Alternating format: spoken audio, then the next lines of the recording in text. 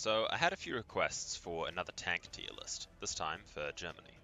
I did make a short series when this channel first started talking about German tanks, but it was a bit low production value, and with some of the recent balance changes, a few of my tank ratings were outdated. So here's the updated shopping list for new and intermediate German tankers, so you know what vehicles are worth your money, which are okay but you may want to replace eventually, and which to avoid like the plague. So without further ado, we'll start with an evaluation of your starter tank, the Panzer I. So even for a starter tank, the Panzer I is really pathetic. Its top speed is alright, but the good stuff pretty much ends there. It has twin MG13s, which are completely ineffective against anything better armed than a T-38. Even the M2A2 can easily resist the 7.92 for 2 full magazines or more. So, speaking of which, those magazines, they're only 50 rounds, and with a lengthy reload, you wind up with a lot of downtime. So, for a tank that's so weak against enemy armor, it also really sucks against infantry too. The only merit to it is that as a starter tank, it gives you a bonus 100 armor assault points for each player you kill with it, so it helps you level up slightly faster when you use the Panzer I. But moving on, the Panzer II, it represents a huge increase in your armor and firepower. It has a short respawn, low cost, and massive damage per second. It tears thinly armored targets to ribbons with a rapid fire autocannon, but it shreds APCs, medium tank destroyers, and most light tanks, as well as being a nightmare for enemy infantry. You can even shoot down planes. However, it's somewhat overshadowed by the Lukes, which represents a much faster, better armored alternative. If you're tight on credits, you might want to save them for a tank you will use forever, rather than one that you'll eventually want to replace, like this one. So the Lukes is an upgraded Panzer II with a better suspension and and much better armor overall. I believe this is the third fastest tank in game after the BT-7 and the Hellcat, and for being so fast, its armor is very good. It boasts the same high damage 2cm gun as the Panzer IIc, but it's been accordingly saddled with a long respawn time and a high credit cost to buy and maintain. So it's a bit of a trade-off for its better performance. It's the perfect flanker. Its APCR can make short work of medium tanks and tank destroyers from behind or beside, and its high mobility will get you behind the enemy in record time, also helping you to evade enemy gunfire. However, it has no stabilization on the gun, so it bounces around a lot, making it hard to hit shots while accelerating, decelerating, or traveling over rough terrain. The main alternative to the Lukes is the LT-38. The LT-38 is a much slower tank, with a much lower cost and shorter respawn. Uses a long barrel 37mm gun with excellent armor penetration. Its damage and mobility are nowhere near that of the Lukes, but it's still enough to easily match Stuarts and T-70s in a head-on fight, and reliably beat them assuming you use APCR. This is the best head-on combat light tank for Germany, and it's also much cheaper than the Lukes. So they're both recommended, just for different playstyles. The LT-38 for head-on combat and sniping, and the Lukes for flanking and evasion. Pick one according to your preferred fighting style, but bear in mind, the Lukes is a lot harder to use and a lot more expensive. Moving on to the medium tanks. The Panzer III is easily the best tier 1 medium tank, and the only one I think is actually worth considering. Its mobility and armor are nothing special, but they're far better than the Lee or the T-28.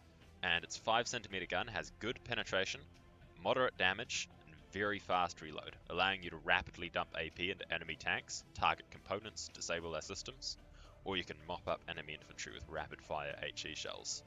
With APCR, you can pen most medium tanks to the front and most heavy tanks to the side, allowing you to be a persistent and flexible threat while playing around your larger teammates whenever possible.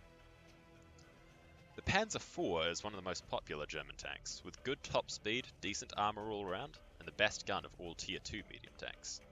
Its short respawn, only longer than the Panzer III, makes it no big deal to lose. Its skirts provide a bonus resistance to certain AT weapons, helping you survive infantry attacks. However, it has a crippling weakness.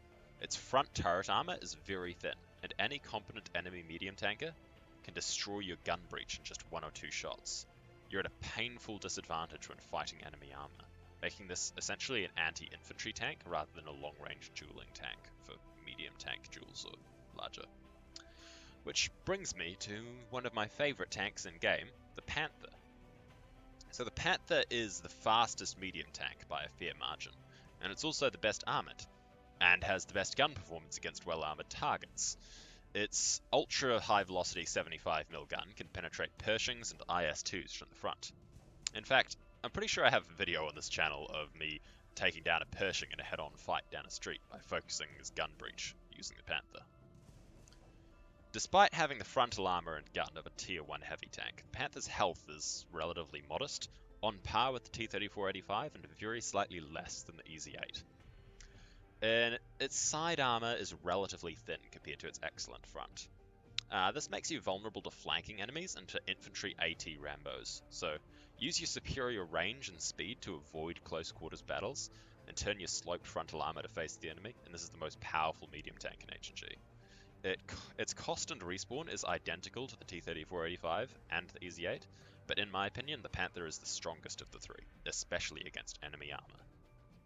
Try getting a friend to travel with you with an SMG or LMG and a wrench, so he can repair you in a pinch and defend you from enemy infantry. Moving on to the tank destroyers, it's not looking pretty for Germany.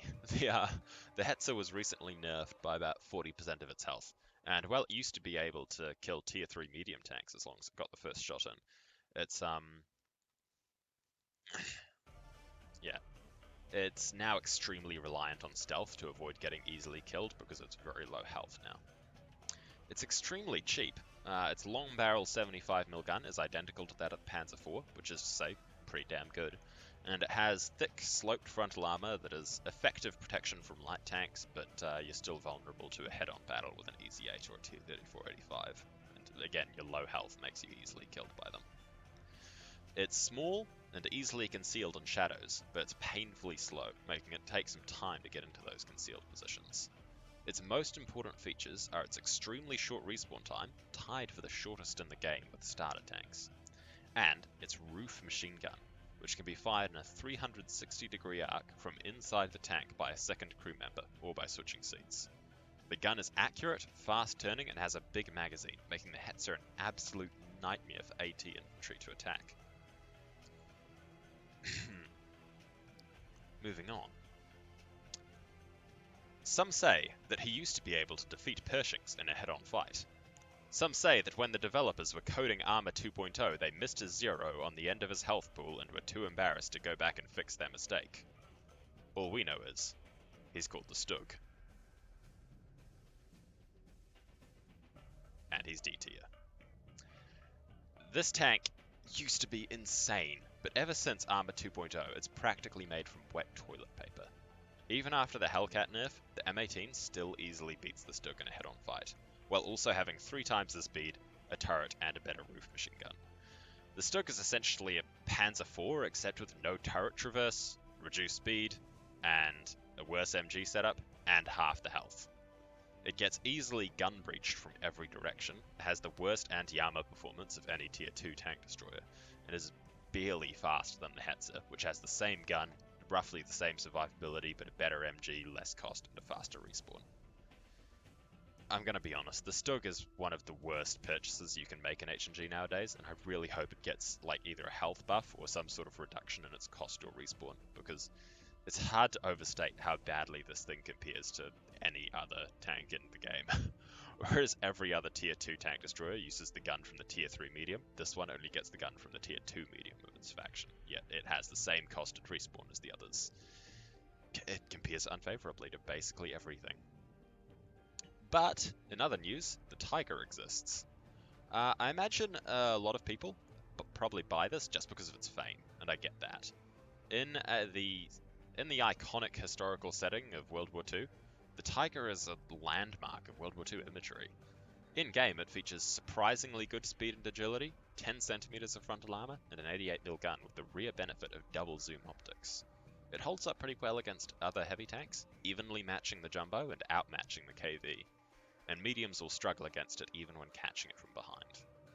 At Armour Assault rank 9, the Tiger is a massive power spike for German tankers, since the previous two options, the Panzer IV and Stug, pale in comparison. But, in the end, the main problem with the Tiger is that it isn't the Tiger II. If you play a lot of capture and hold tanks, this can be a good thing to pick up for the short term, but realistically, if you're going to play the game long enough to reach Armour Assault rank 12, you're going to want to eventually replace it with the Tiger II. And so if you're tight on credits, this could be a waste of 170,000. The biggest difference between the Tiger 1 and 2 is the armor. Whereas the Tiger 1 is thinly armored enough to be vulnerable to enemy heavy tanks, the Tiger 2 is all but invincible. This is easily resistant to Pershing and IS-2 fire without receiving a considerable amount of damage first, which will give you more than enough time for the KT to destroy them with its long barrel 88, the best penetrating anti-tank weapon in the game. It's like the Omni-Droid from The Incredibles. The only thing powerful enough to penetrate the King Tiger is itself. Well, that and the Su-100. The sides and back on the KT's hull are as strong as the Panther's front. It's almost impossible to destroy the gun breach due to the immense armor on its turret. Despite the KT's enormous weight and heavy armor, it's surprisingly maneuverable, and a skillful tanker can out-rotate a circling enemy tank under most circumstances, bringing its enormous gun to bear. The King Tiger has few weaknesses. Basically, the only vulnerable spots are the gun barrel, which inhibits long-range accuracy when hit, and the commander's cupola, which allows enemy tanks to deal very slow, moderate amounts of damage from any direction. AT infantry can kill it if they get on top and put AT rifle rounds or rockets into the engine compartment, and given its extremely long respawn time, it's very advisable to get a friend with a wrench and a CQC weapon to defend you from enemy infantry and repair you if your gun barrel gets sniped. But in reality, this is just by far the most powerful combat vehicle in H&G. The IS-2 and the Pershing don't even come close. But finally, we have the Jagdpanther. The best way to think of the Jagdpanther is as a King Tiger turret welded directly in place on a Panther chassis, and pretty much all that that entails. The Jagdpanther is extremely fast and has armor protection and firepower similar to that of the King Tiger. Its health pool is equally as vast. It also has a far superior respawn time, meaning it can be deployed frequently. But all this comes at a steep cost, the loss of the turret. This makes it very vulnerable in a close quarters battle, since a lone Jagdpanther can be easily outmaneuvered by any turreted light or medium tank. Those with higher engine power can even ram the Jagdpanther to stop it from maneuvering, attaching to its side like a leech, pumping AP into it. Though the Jagdpanther's health and armor are impressive, with no way to bring its gun to bear, even a Stuart or BT-7 will eventually kill the heavy tank destroyer.